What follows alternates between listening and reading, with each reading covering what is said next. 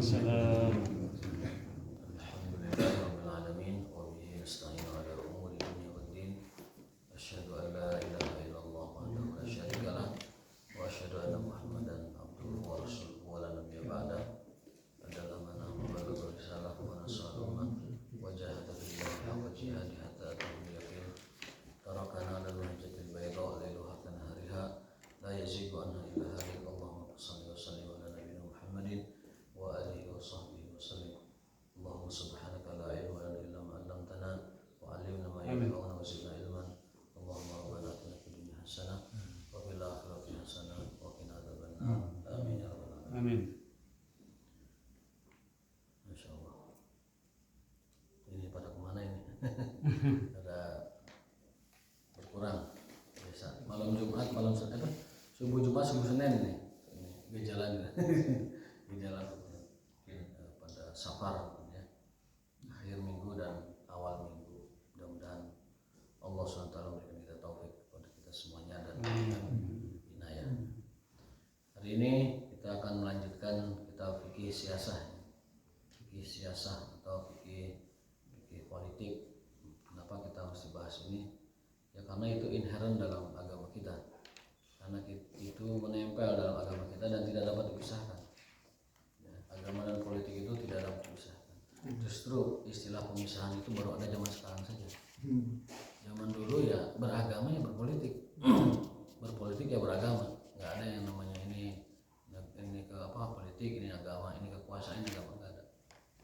Kata Imam Ghazali, politik dan agama atau kekuasaan dan agama itu bagaikan saudara kembar. Ad-dinu wasiyasah tau'aman. Agama dan politik adalah ibarat saudara kembar. Itu kata Imam Ghazali. Saudara kembar maksudnya tidak dapat dipisahkan. Dia, itu. Dia adalah dia dan itu adalah itu. Karena dalam Islam itu politik ditujukan untuk menjaga agama, hukum menjaga agama itu wajib. Hukum menjaga agama itu wajib. Maka melakukan sarana untuk wasilah untuk menjaga agama jadi hukumnya wajib juga. Karena ada kaidah ma la yatimul wajib illa bihi fa huwa wajib.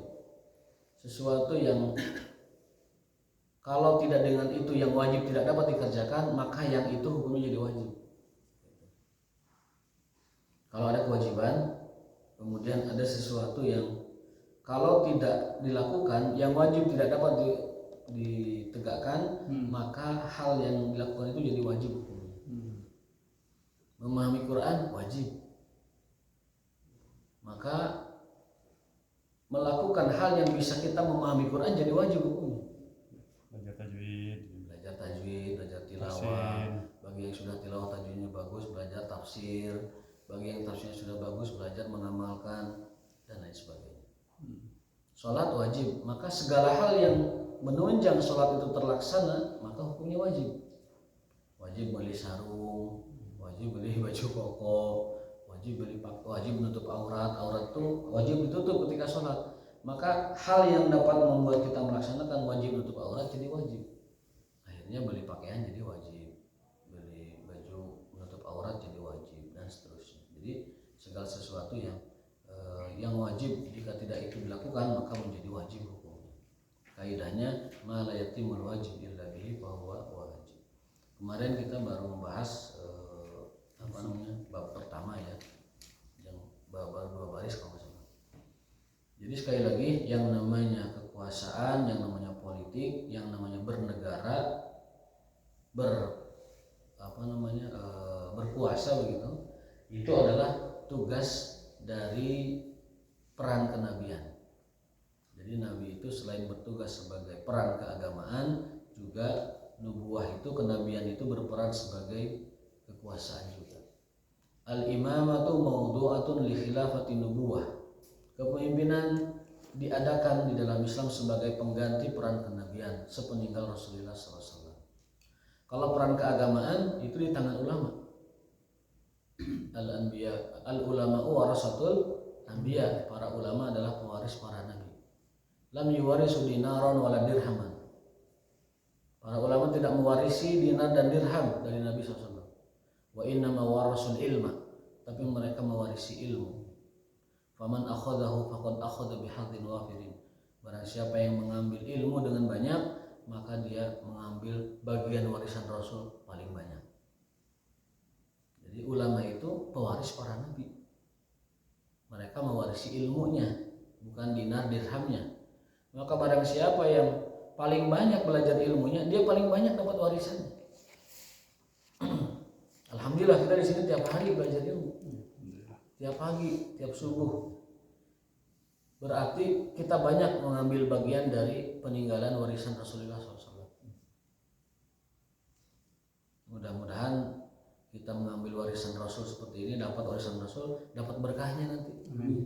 Baik berkah bagi kehidupan kita, kehidupan keluarga kita, kehidupan anak cucu kita, juga mungkin kehidupan semuanya, bisa jadi masyarakat kita. Keberkahannya. Semakin banyak orang yang menuntut ilmu, semakin banyak orang yang bermajelis ilmu, maka semakin menyebar pula keberkahan dari ilmu tersebut. Mudah-mudahan ya, keberkahannya dapat kita rasakan bukan hanya di akhirat nanti, tetapi juga di dunia ini.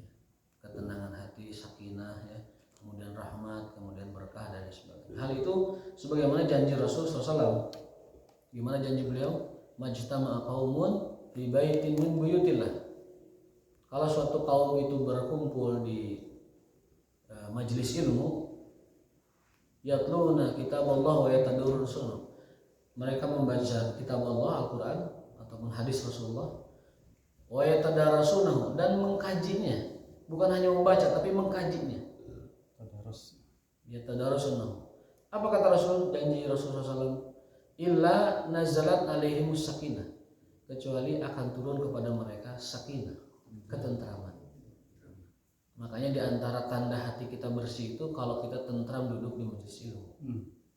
Kita tentram di majelis ilmu, di majelis tausiah, di majelis hidayah, itu turun ketentraman. Bagian dari kebersihan hati kita. Nazalat al-sakinah. Dan yang kedua adalah wa ghasyiatumur rahmah. Turun rahmat Allah Subhanahu wa taala. Dan rahmat itu sesuatu yang paling mahal sebenarnya. Dan kita selalu berdoa, Rabbighfirli warhamni, terus-terusan minta rahmat. Di antara cara supaya kita mendapatkan rahmat selain kita berdoa adalah sering-sering bermajelis ilmu. Wa ghasyiatumur rahmah. Wa nazzalat wa haffathumul malaikah. Dan kemudian malaikat berhimpun di tempat itu mendoakan kita. Makanya di sini lebih banyak malaikat yang duduk di majelis ilmu daripada manusia. Kalau manusia ada 20, malaikat itu lebih banyak. Jadi mereka selalu berhimpun, berkumpul di tempat-tempat yang diajarkan ilmu di sana. Penuh sesak dengan malaikat. Wa haffathumul malaikah. Haffat itu penuh, berjejal malaikat di sini. Walaupun manusianya jarang-jarang, walaupun jumlah manusianya lebih sedikit. Lalu yang terakhir, yang paling besar, wa dzakarahumullah fiman indah, dan Allah mencatat mereka ini yang duduk di majelis ilmu fiman indahu, di sisinya. Jadi nama kita dicatat, nama kita siapa saja ditulis oleh Allah Ta'ala dan disebutkan. Ada si A, si B, si C, si C. Hari ini mah catatan di sisi Allahnya itu ada nama Mas Ridwan hari ini mana? Iya. Kemarin nggak ada catatannya kosong. Ya gitu. Hari ini ada tambahan. Jadi wa dzakarahumullahu fiman indahu, dan Allah menyebutkan orang tersebut, mereka tersebut yang duduk di majelis itu di sisi Allah Subhanahu wa taala. Mudah-mudahan kita dapat meluruskan niat kita demi mencari ridha Allah Subhanahu wa taala, dan bukan hanya memuaskan kepenasaran intelektual kita, bukan hanya asik-asikan mencari ilmu, tetapi memang kita niatnya lurus benar-benar lillahi ta'ala, mencari keridhaan Allah Subhanahu wa taala. Amin ya rabbal alamin. Kalau niatnya lurus lillahi ta'ala, ketika ngaji nggak akan kesinggung, Pak. Kalau misalkan ada sesuatu yang terkoreksi dalam dirinya kemudian diluruskan, nggak akan kesinggung karena dia ngajinya lillahi ta'ala.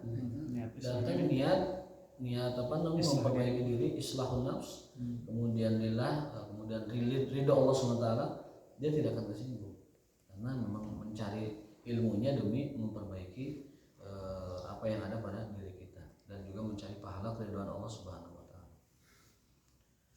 Jadi kekuasaan atau imamah atau politik bahasa kita sekarang mah mawdu'atun, diadakan di dalam Islam di khilafati untuk mengganti peran an-nubuwah kenabian. Fi hirasatid din, tujuan pertamanya menjaga agama. Sekali lagi, dalam Islam yang namanya kekuasaan dan politik tujuan utama pertamanya menjaga agama.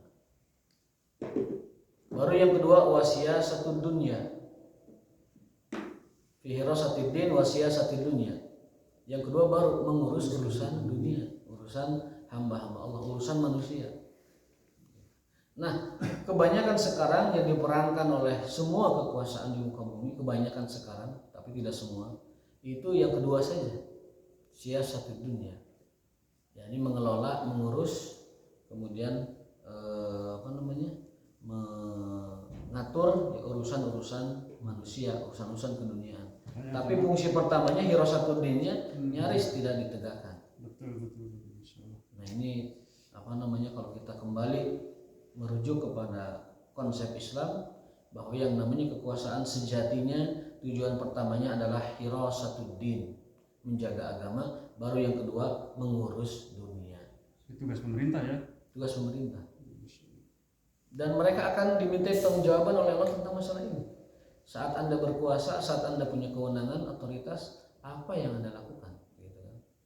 Kenapa tidak menerapkan hukum Allah? Kenapa tidak menegakkan hukum Allah? Itu tugas pemerintah, tugas ulil amri, bukan kita. Kita tidak akan dihisab kenapa tidak menegakkan hukum Allah, karena kita tidak punya kapasitas. Dalam Islam yang namanya kewajiban itu berbeda-beda dan bertingkat-tingkat tiap orang. Beda kewajiban antara murid dengan guru, beda. Beda antara kewajiban istri dengan suami, beda. Beda juga kewajiban rakyat dengan pemimpin. Mungkin Ustadz itu para pendiri negara kita dengan mengadakan Departemen Agama itu mungkin sedikit banyak tujuannya ke sini, tapi nggak jalan tuh sekarang Departemen Agama itu. Nggak ada. Mana kita ada nggak orang Departemen datang ke masjid kita ngasih penyuluhan. Kalah sama jamaah tabligh, kali-kali datang. Mungkin loh itu mungkin ya awal-awal pendiri negara kita tuh punya pemikiran di Departemen Agama urusnya haji aja sama zakat nggak duit itu. Hah? Itu.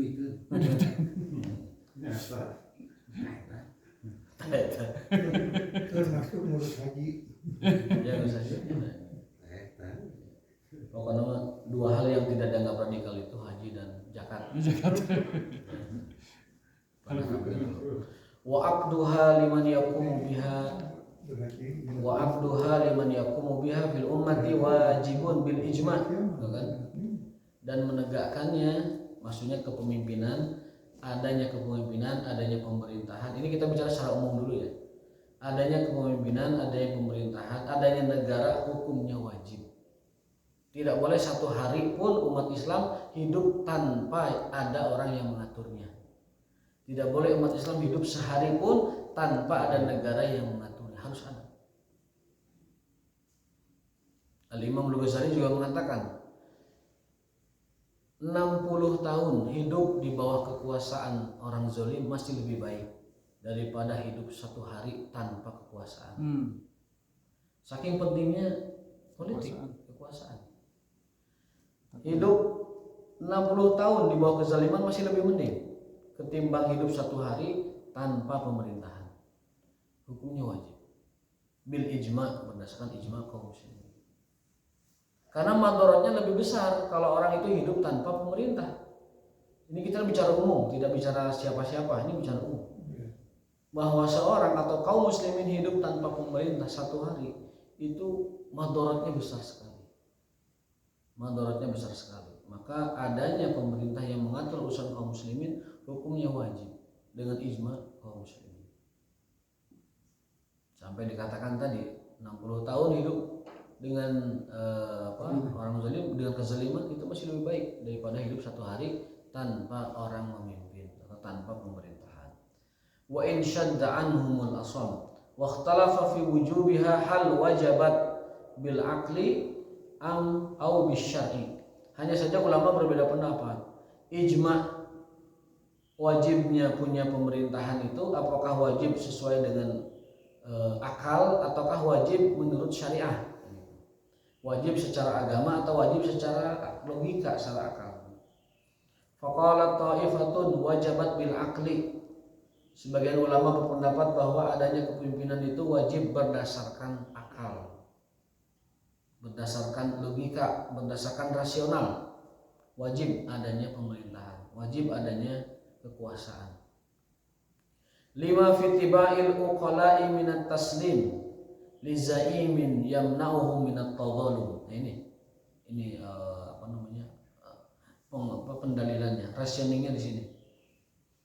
Karena akal menghendaki bahwa manusia itu, kumpulan manusia harus tunduk kepada sebuah kekuasaan yang mengatur dan mencegah mereka dari perbuatan saling menzalimi.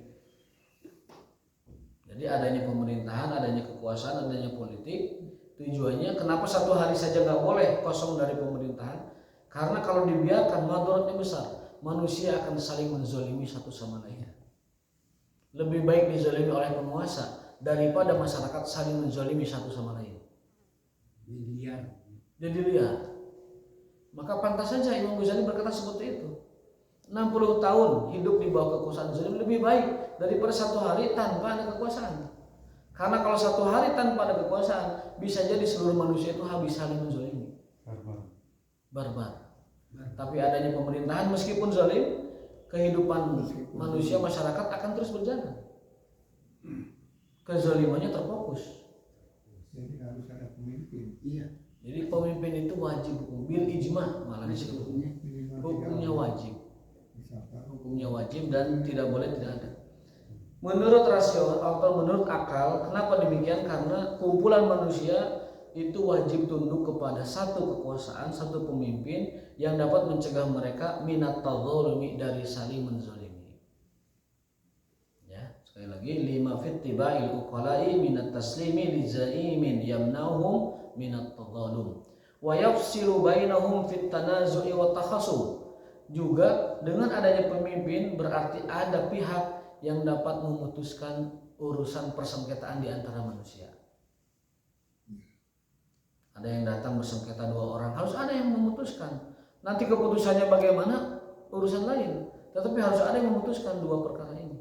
Ketika ada dua orang berselisih, 5 orang berselisih, 10 orang berselisih, satu negara berselisih, harus ada negara atau kekuasaan yang memutuskan perkara-perkara itu. Makanya seperti sini, wa yafsilu bainahum fit tanazu'i wa takhasum. Secara logika harus ada pihak yang memutuskan perkara yang terjadi antara persengketaan satu dengan yang lainnya. Walau lal wulatu lakanu fawdha muhmilin. Andai tidak ada pemimpin, maka yang terjadi adalah kekacauan dan juga kesemrawutan, kezaliman di mana-mana. Chaos. Kalau chaos mah chaos ABC. Chaos. Ya. Chaos pedas ya. Chaosnya. Dulu saya punya guru besar, itu karena setiap perkuliahan itu selalu menyebut kata itu chaos. Akhirnya disebut Profesor Chaos. Profesor Chaos itu boleh. Studi chaos gitu. Studi chaos gitu. Akhirnya Pak Siswa itu di belakang. Jangan sampai terlambat. Sekarang jadwalnya Profesor Chaos. Jadi Pak Chaos itu Bapak Chaos itu. Jadi walau lalu itu andai kan tidak ada pemerintah atau yang berkuasa di suatu negara, suatu tempat, lakanu fawdha muhmilin, maka pasti akan terjadi kekacauan, kesemrautan atau chaos begitu, ketidakamanan begitu, tidak jelas. Hamajan mudhain wa hamajan mudhain, barbar tadi hukum rimba liar. Hamajan itu barbar, liar. Mudhain saling membinasakan satu sama lain. Mudhain saling membinasakan. Waqad qala al-afwahul auda wa huwa syairun jahili minal basit. Dalam syair jahili pernah disebutkan ada sebuah syair, la yasluhun nas fawdha la surata lahum wa la surata idza juhaluhum sadu. Kesimpulan syair ini kalau terjemahkan secara umum bahwa tidak ada maslahatnya sama sekali kalau manusia itu tanpa kepemimpinan, tanpa pemerintahan. Jadi sama sekali tidak ada maslahat bagi manusia jika mereka hidup tanpa ada yang memimpin. Siapapun pemimpinnya, sezalim apapun pemimpinnya, tetap harus ada kepemimpinan, harus ada kekuasaan yang menguasai mereka. Wala surata idza juhaluhum sadu. Tapi disebutkan di sini ya tidak ada maslahat juga kalau yang memimpin mereka adalah juhaluhum. Juhal dari kata jahil, orang-orang bodoh. Sadu berkuasa.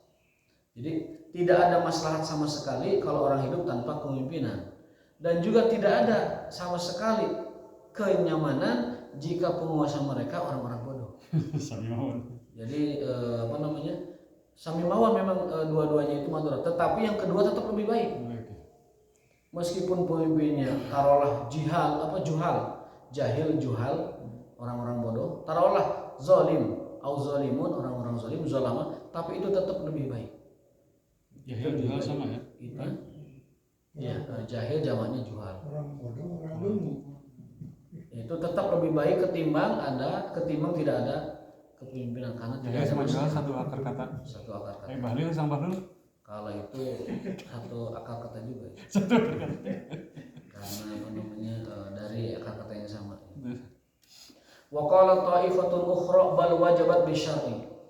Sebagian ulama lain mengatakan wajibnya kita berpolitik atau berkuasa atau punya pemerintahan itu adalah wajib secara syariat. Wajabat bisyar'i dunal aqli, bukan dengan akal. Jadi kita punya pemerintah, kita punya kepemimpinan, punya kekuasaan, itu wajib secara syariat. Dan alhamdulillah kita sudah punya gitu. Kita sudah punya. Kesepakatan umat Islam itu sudah menyatakan bahwa alhamdulillah kita sudah punya pemerintahan, sudah punya negara, sudah punya kepemimpinan, tinggal bagaimana kita mengisi dan mengelolanya dengan baik. Muhammadiyah menyebutnya Indonesia itu sebagai Darul Ahdi wa Syahadah, sebagai negeri persaksian. Dan Nahdlatul Ulama, Indonesia itu disebut sebagai Darussalam, negeri yang penuh dengan kedamaian. Jadi umat Islam sudah sepakat bahwa inilah negara kita, inilah negeri kita. Baik itu disebut Darul Ahdi wa Syahadah, negeri persaksian dan perjanjian, ataupun itu negeri Assalam, negeri kedamaian. Jadi negara kita ini adalah negara kesepakatan, Darul Ahdi, kesepakatan antara siapa? Antara para ulama dan founding fathers kita dulu, para founder negara kita itu dulu, baik dari kalangan ulama, baik dari kalangan politikus sudah sepakat, inilah negeri kita. Tugas kita menjaga. Inilah Indonesia. Tugas kita adalah menjaga dengan sampai darah penghabisan dan memelihara serta mengelolanya dengan baik. Maka dari tahun ke tahun harus terus dimunculkan siapa pemimpin yang terbaik, yang paling layak memimpin negeri besar ini. Yang isinya adalah kaum muslimin. Yang kita mengenal pemerintahan itu wajib hukumnya secara agama dan secara akal. Nah, baru nanti kita masuk bagaimana sih seharusnya kita ini memilih pemimpin dan apa kriteria-kriterianya. Dan kita tidak akan masuk kepada politik praktis siapa namanya ABC, enggak. Kita kriterianya saja. Kalau menyebut nama nanti kena delik kita. Kena delik. Wah ini dibahas, nah ini kampanye lain aja. Maka kita tidak akan masuk ke sana. Kita menyebut kriterianya apa saja yang didetailkan dalam fikih siasat Islam. Ciri-cirinya cukup ciri-cirinya saja. Yang penting kan nggak nyebut nama kan. Jadi kepemimpinan wajib secara akal dan wajib secara agama. Li'anna al-imama yaqumu bi umurin syar'iyyatin qad kana, karena seorang pemimpin dia menegakkan urusan-urusan agama qad kana mujawizan fil aqli an la yarudda ta'abbud biha. Artinya apa? Artinya bahwa orang memimpin itu kalau dia niatnya adalah menjaga agama, maka dia dapat 2 pahala. Mengurusi manusia pahalanya besar sekali, mengurusi agama apalagi. Dulu kita pernah belajar dalam hadis Bukhari itu, ada orang-orang yang pahalanya itu 2 kali lipat dari yang lain. Satu, seorang budak sahaya yang taat kepada majikannya, dia dapat 2 pahala. Dia dapat pahala taat kepada majikan, satu, dia juga satu waktu yang sama dia juga dapat pahala dari Allah, karena Allah memerintahkan taat kepada majikan, dapat 2 pahala. Istri juga sama, istri yang taat kepada suami dapat 2 pahala. Dia taat kepada suami itu sudah pahala, dan dia juga satu waktu yang sama dia dapat pahala karena dia mentaati perintah Allah untuk taat kepada suaminya, dapat 2 pahala. Yang ketiga adalah siapapun orangnya, baik itu rakyat mentaati pemerintahnya atau negara mengurusi rakyatnya, satu waktu dia adalah mengurusi rakyatnya karena memang kewajiban dia. Yang kedua, dia melaksanakan perintah Allah, bahwa Allah memerintahkan raja itu atau penguasa itu untuk mengayomi rakyatnya. Begitupun kita rakyat, ketika mentaati penguasa, pahalanya 2. Satu, kita memang harus taat kepada mereka, itu dapat pahala. Dan yang kedua, kita pun melaksanakan perintah Allah agar kita taat kepada penguasa. Dan Allah berfirman, nanti akan saya bacakan ayatnya, ya ayyuhalladzina amanu atiullaha wa atiur rasul wa ulil amri minkum. Wahai orang yang beriman, taatlah kepada Allah, taatlah kepada Rasulullah dan penguasa di antara kalian. Ketika lafaz penguasa, Allah tidak menggunakan lafaz atiu. Kenapa? Ada hikmahnya. Kalau kepada Allah itu mutlak taatnya, ati Allah mutlak taatnya. Yang kedua, ati Rasul mutlak taatnya. Yang ketiga, tidak pakai atiu, pakai atop saja, pakai kata sambung, wa ulil amri minkum, dan penguasa kalian. Artinya untuk penguasa ini ketaatannya tidak mutlak, ada syaratnya. Ketika mereka tidak memerintah kepada maksiat, selama mereka tidak melanggar atau tidak maksiat kepada Allah, memerintahkan kita maksiat, maka hukum taat kepada mereka adalah wajib. Sekali lagi, mentaati pemerintah hukumnya adalah wajib selama tidak menyuruh kepada maksiat. Tapi tidak mutlak. Beda dengan Allah, kepada Allah itu mutlak, tidak ada tawar-menawar. Kepada Rasulullah mutlak, tidak ada tawar-menawar. Nah, kepada penguasa itu ada syaratnya, diantaranya itu yang paling utama, yang paling mudah menggarisbawahinya, tidak mengandung maksiat. Perintahnya itu wajib ditaati. Mereka ngatur lalu lintas di arah kiri, wajib ditaati. Kalau tidak ditaati, tabrakan. Mereka ngatur kalau lampu merah berhenti, wajib. Mereka ngatur kalau mau bikin SIM itu harus bawa apa, syarat-syarat itu wajib ditaati. Harus ujian dulu, wajib ditaati. Meskipun terus-terus akhirnya nas. Akhirnya akan nanti beli lagi. Nanti kamar itu. Akhirnya akan nanti beli gitu. Soalnya tesnya terus-terus beli berapa? Ini SIM 75 jadi 1 juta. Jadi akarnya supaya jelas itu sama share. Jadi sekali lagi tadi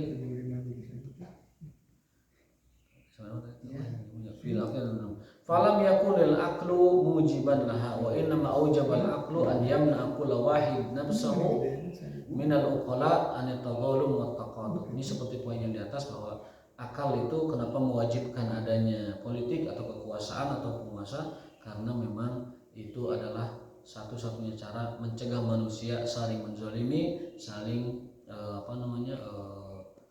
merampas, merebut, dan juga saling membinasakan.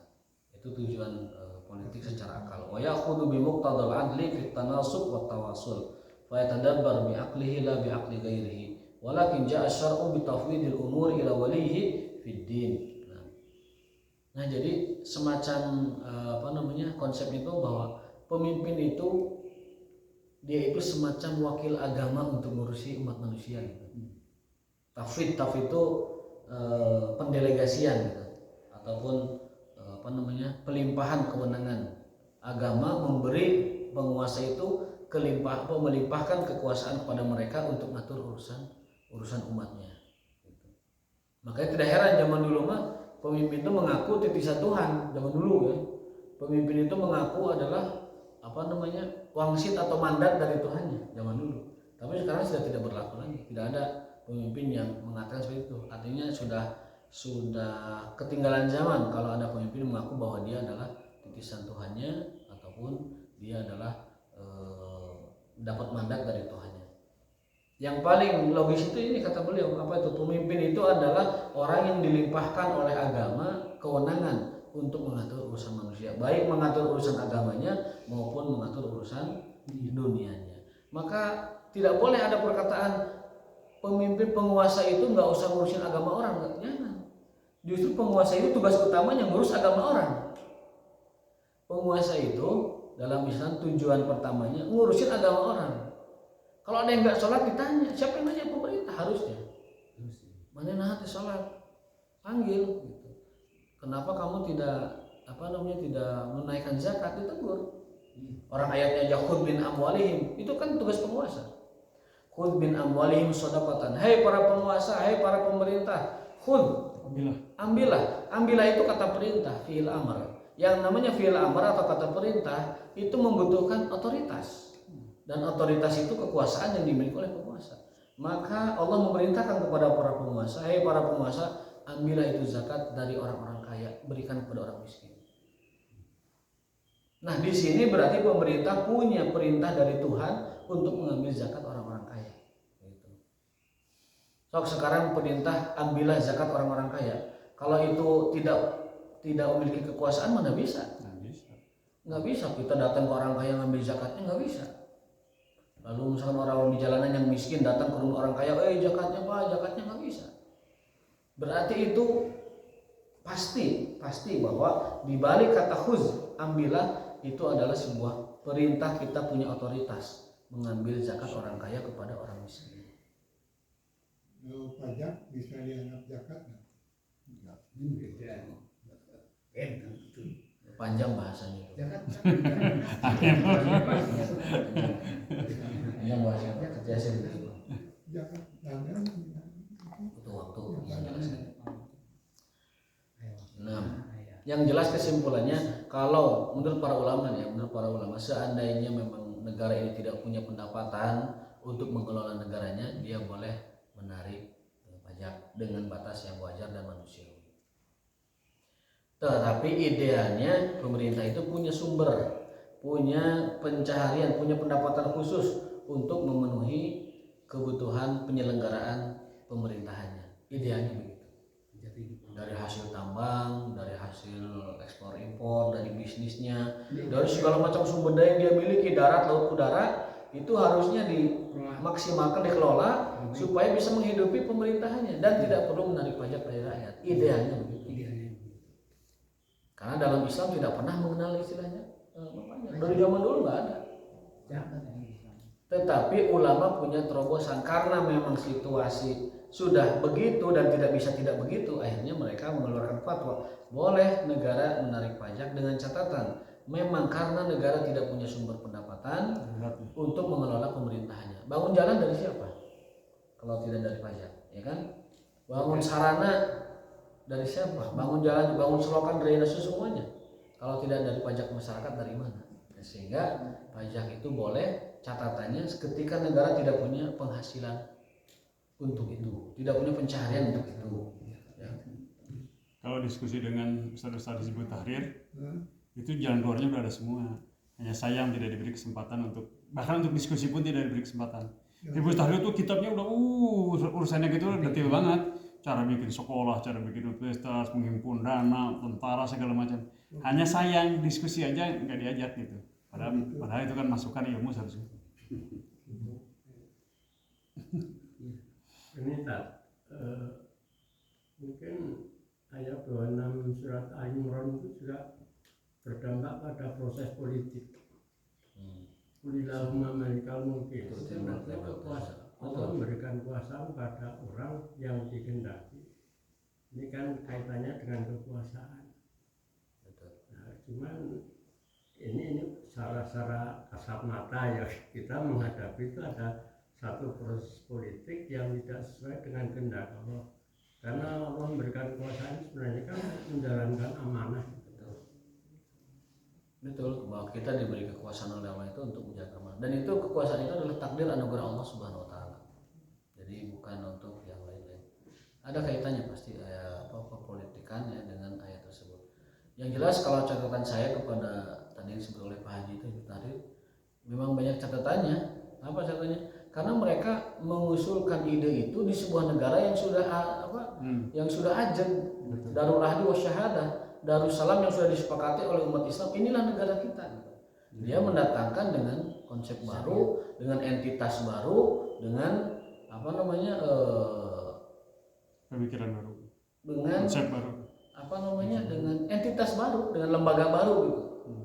Itu tidak bisa diterima karena dia mengoyak Darussalam, mengoyak Darul Ahdi wa Syahadah yang sudah disepakati oleh seluruh umat Islam di Indonesia waktu itu.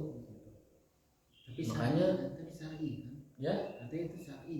kalau diteliti satu sama lainnya, ya gimana ya kita menyebutnya? Seperti syar'i tapi di dalamnya juga ada ambisi kekuasaan selalu ada. Kekuasaan gitu.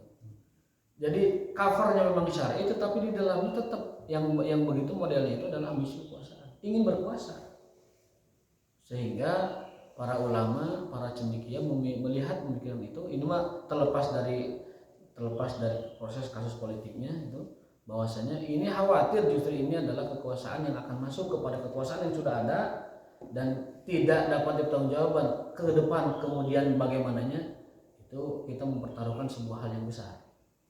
Itu makanya lebih baik kita ya sudah fokus, kita sudah ijma, kaum muslimin sudah ijma, sudah sepakat inilah negara kita, inilah tanah air kita wajib membelanya sekuat setumpah darah kita, menjaganya. Tinggal bagaimana kita mencarikan pemimpin yang ideal.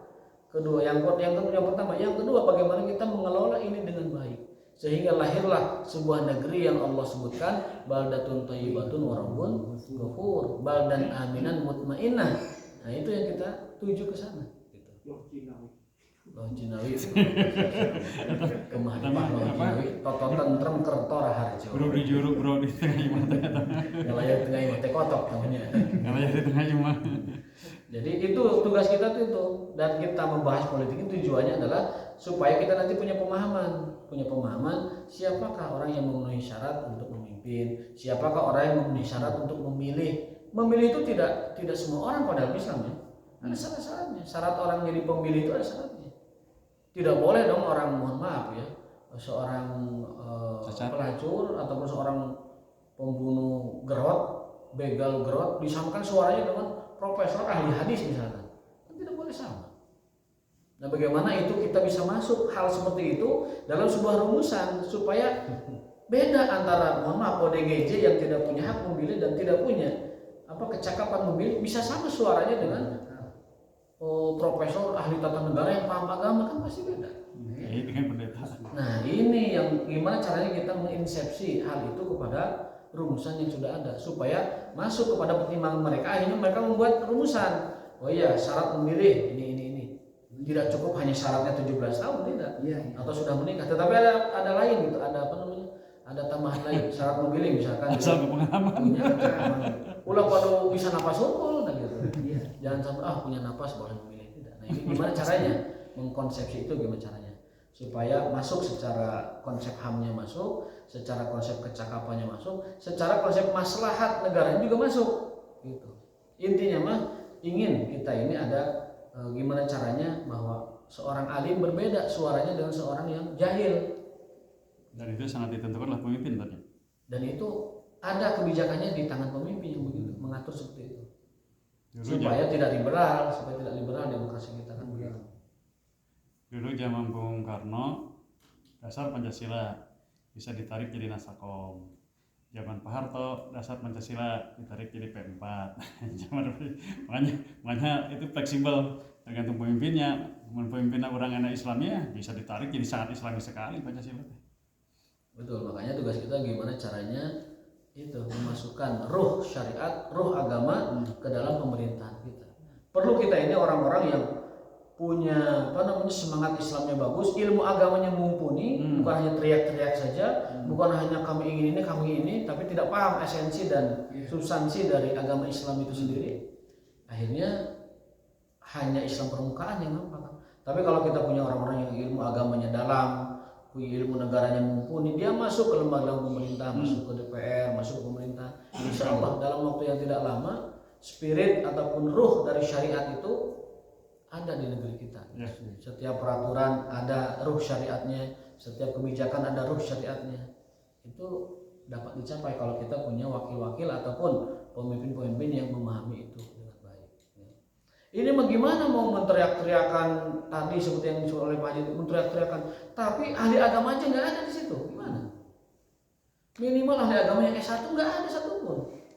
Gimana kita mau menyerahkan mengandalkan kemaslahatan agama kepada hal seperti itu, kan tidak mungkin. Nah, ini yang perlu dilihat fakta semacam itu.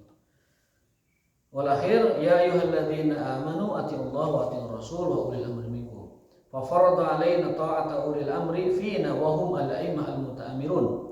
Maka dengan ayat tadi yang ya ayyuhalladzina amanu atiullaha wa atiur rasul wa ulil amri minkum, ayat ini An-Nisa 59. Ayat ini memerintahkan kita bahwa wajib hukumnya kita mentaati pemerintah. Wajib hukumnya kita mentaati ulil amri di antara kita. Wahumul a'immah al-muta'amirun. Siapa mereka? Para pemimpin yang mengurusi urusan-urusan alaina, urusan kita. Karena mereka tadi kata Pak Haji Anoy, karena mereka sudah mendapatkan pilihan dari Allah. Karena kekuasaan pemimpin itu kan takdir Allah kan. Siapa yang jadi pemimpin itu takdir Allah. Sehingga kita dengan mentaatinya, itu kita sedang mentaati orang yang Allah tunjuk memimpin kita. Karena pemimpin itu takdir Allah, kita wajib mengikuti pemimpin yang merupakan pilihan takdir Allah itu. Tetapi masalah Allah meridhoi atau tidak meridhoi pemimpin itu lain lagi. Lain lagi. Makanya memahami takdir itu harus komprehensif. Takdir itu ada takdir kauni, ada takdir syar'i. Takdir kauni itu seperti gini, dalam hadis Bukhari yang kita bahas kemarin. Allah memberikan kekayaan bagi orang yang dia cintai dan dia tidak cintai. Allah memberikan rizki bagi orang kafir dan orang Islam. Allah memberikan kekuasaan, kekayaan, kepemimpinan, tahta jabatan bagi orang yang dicintai atau tidak cintai. Bisa jadi Allah memberikan pemimpin ini kepada orang kafir bahkan, atau kepada orang muslim, atau kepada orang muslim, atau kepada orang fasik sekalipun. Allah kasih. Tetapi iman dan hidayah hanya Allah berikan kepada orang yang dicintainya. Ini hadis memberi isyarat kepada kita bahwa takdir itu ada dua. Ada takdir kauni, takdir yang sifatnya kausalitas. Ada takdir yang syar'i, sifatnya itu sesuai nggak dengan agama. Jadi kalau ada pemimpin, itu takdir kauninya sudah oke. Dia melalui pemilihan, lalu dia jadi, kemudian dia memerintah. Itu semua terjadi dengan izin Allah. Dengan takdir Allah terjadi. Dia memimpin, sudah fix. Tetapi apakah Allah meridhoi dan mencintai orang ini? Belum tentu. Belum tentu. Itu namanya takdir syar'i. Allah menentukan, tapi belum tentu Allah meridhoi. Allah mentakdirkan, tapi belum tentu Allah mencintai. Ini yang harus kita pahami. Jadi bisa jadi Allah mentakdirkan, tetapi Allah tidak meridhoinya. Bisa jadi. Bisa jadi Allah menentukan, mentakdirkan, tapi Allah tidak meridhoi. Bisa jadi. Idealnya mah orang yang dipilih oleh takdir Allah itu juga Allah ridhoi. Seperti kepemimpinan Rasulullah SAW, kepemimpinan para sahabat. Dan Allah sudah menyebutkannya bahwa Allah itu radhiyallahu anhum wa radu'an. Mereka itu selain diridhoi, juga Allah juga menentukan. Allah mentakdirkan, juga Allah meridhoi. Itu semacam itu konsepnya. Berikutnya adalah hadis yang sebagai penutup. Sayalikum ba'di wulatun fayalikumul barru bibarri.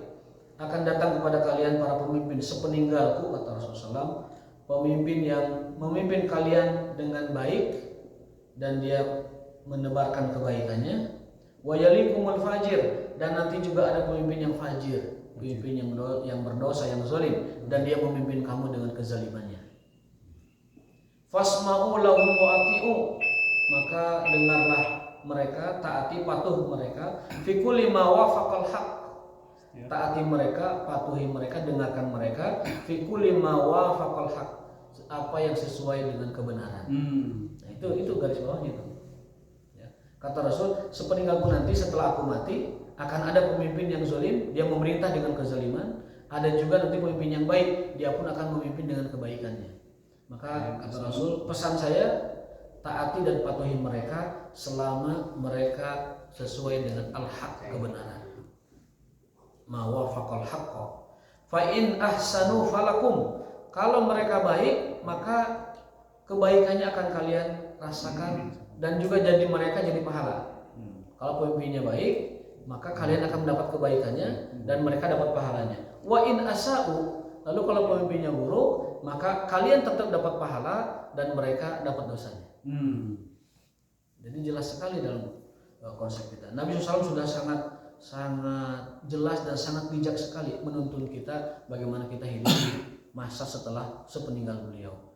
Kalau pemimpin yang baik, maka dua-duanya dapat pahala. Kita dapat pahala, mereka dapat pahala. Tapi kalau pemimpin tidak baik, kita tetap dapat pahala dan mereka dapat dosanya. Yang penting kita mau usaha bagaimana meluruskan dan juga memberi masukan kepada mereka supaya menjadi pemimpin yang amanah dan juga bermanfaat bagi agama dan umat kita. Amin. Amin. Allah taala bisawab wa taufiq billah. Terima kasih. Dan kita tutup dengan Rabbana atina fid dunya hasanah wa fil akhirati hasanah. Subhanakallahumma wa bihamdika asyhadu an la ilaha illa anta astaghfiruka wa atubu ilaik.